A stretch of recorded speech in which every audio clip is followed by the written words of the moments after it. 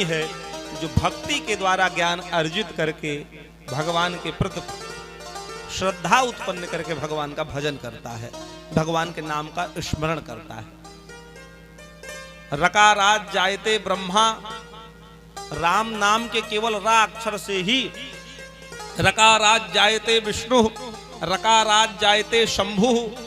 केवल राम नाम के रा अक्षर से ही ब्रह्मा विष्णु महेश चराचर जगत में व्याप्त जितनी शक्तियां हैं भगवान के केवल रकार से ही सारी शक्ति संपन्न मानी जाती है। यदि सूर्य में तेज है तो भगवान के नाम का आश्रय लिया है, भगवान के नाम का आश्रय लेने से सूर्य में वो तेज है कि तीनों लोकों के अंधकार को सूर्यदेव समाप्त कर देते हैं। यदि चंद्रमा में शीतलता है तो भगवान के नाम का आश्रय चंद्रमा को है, इसलिए वो शीतल बना हुआ है। तो बिना भगवान का भजन किए, बिना हरि का चिंतन किए वो शक्ति, वो सामर्थ्य किसी को नहीं प्राप्त हो सकती।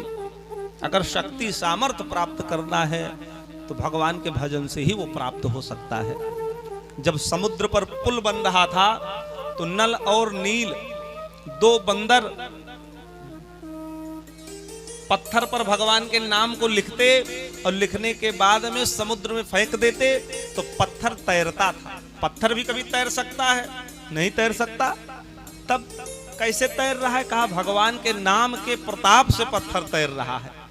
नहीं तो पत्थर छोटा सा कंकड़ भी फेंक दो तो डूब जाएगा। वो तो बड़ी बड़ी शिलाएं, बड़े बड़े पत्थर तैर रहे हैं। ये तो महान आश्चर्य है। आश्चर्य कुछ नहीं, आश्चर्य यही इतना है कि भगवान के नाम में इतनी शक्ति है कि पत्थर भी तैर रहा है। भगवान राम शिला पे बैठे थोड़ी दूर देख रहे थे कि मेरे नाम में इतनी शक्ति है, इतनी सामर्थ्य है कि पत्थर भी समुद्र में तैर रहा है और पुल बन रहा है। आज पुल बनाने के लिए कितने मटेरियल, कितने जो है व्यवस्थाएं करनी पड़ती सरकार को, अरबों खरबों रुपए लगाने पड़ते हैं तब जाकर के कहीं पुल बना पाती। वो भी बाढ़ आता है, बह जाता है। समुद्र में नहीं, इसी नदी में, सरजू नदी में, यमुना नदी में पुल बनाने के लिए सोचना पड़ता है। लेकिन धन्य है वो मर्यादा की मूर्ति परमपिता परमात्मा, वो समुद्र पर पुल बना रहे हैं जहां व्यक्ति कल्पना भी नहीं कर सकता। वो भी बिना किसी मटेरियल के, बिना किसी बाहरी संसाधनों के, केवल एक सादा सा कोरा सा पत्थर लेकर के, भगवान के नाम का आश्रय लेकर के पत्थर एक दूसरे से जुड़ते चले जा रहे हैं। भगवान राम ने देखा मेरे नाम में इतनी शक्ति है। भगवान अपने स्थान से उठे, आज मैं परीक्षण करूंगा कि राम में शक्ति है ज्यादा कि नाम में शक्ति है। जब नाम में इतनी शक्ति है तो राम में और शक्ति होगी। थोड़ी दूर आए और थोड़ी दूर आकर के एक कंकड़ी उठाई और उठा करके जैसे समुद्र में फेंके, तैसे बंधुओं वो कंकड़ी जो है डूब गई। भगवान जैसे मुड़े तो हनुमान जी ने कहा प्रभु हमने देख लिया। तो राम जी ने कहा अरे हनुमान जी क्या देख लिए?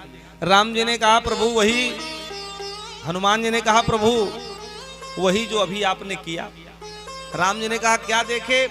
कहा वही जो अभी आपने एक कंकड़ी उठाई और समुद्र में फेंक दी, डूब गई, यही मैंने देखा है। जब राम जी को लगा कि हनुमान ने देख लिया है सही, तो हनुमान को बुलाया, यहाँ आओ। हनुमान जी आ गए। राम जी ने कहा हनुमान तुम बड़े आज्ञाकारी शिष्य हो, हमारे सेवक हो। हनुमान जी ने कहा हाँ प्रभु उसमें कोई संदेह नहीं है। तो कहा ये बात किसी से बताना नहीं। तो हनुमान जी ने कहा कौन सी बात? कहा यही कि समुद्र में भगवान ने कंकड़ी फेंकी तो कंकड़ी डूब गई। कहा क्यों? कहा अगर बताओगे तो संसार वाले यही जानेंगे, संसार के अल्पज्ञ जीव, कि भगवान में शक्ति नहीं है, भगवान के नाम में ज्यादा शक्ति है। भगवान समर्थवान नहीं है, भगवान का नाम ज्यादा समर्थवान है। भगवान उतने शक्तिशाली नहीं जितना नाम है। तो हनुमान जी ने कहा नहीं नहीं प्रभु हम तो सबसे बतावेंगे। तो हनुमान जी ने, राम जी ने कहा क्या बताओगे? हनुमान जी ने कहा हम सबसे बताएंगे। क्या बताओगे? यही बताएंगे कि संसार सागर में जिसको आपके नाम का आश्रय है, ये संसार भी सागर है।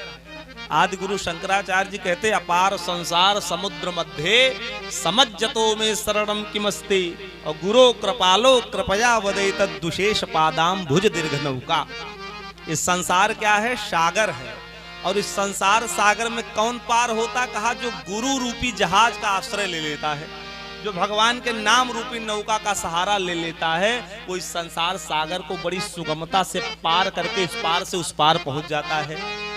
तो कहा हनुमान जी ने, प्रभु ये संसार भी सागर है और इस संसार सागर में जिसको आपके नाम का आश्रय है, जो आपके नाम की नौका पर बैठ गया है, वो तो इस संसार सागर को हंसते बोलते हुए आनंद पूर्वक इस संसार समुद्र को पार करके आपके चरण में पहुंच जाएगा। लेकिन जो आपकी भक्ति से नीचे गिर गया हो, जो आपके भजन से नीचे गिर गया हो, अथवा जिसने आप ही ही अपनी भक्ति से बाहर कर दिया हो, फेंक दिया हो, वो तो इस संसार सागर में डूब ही जाएगा।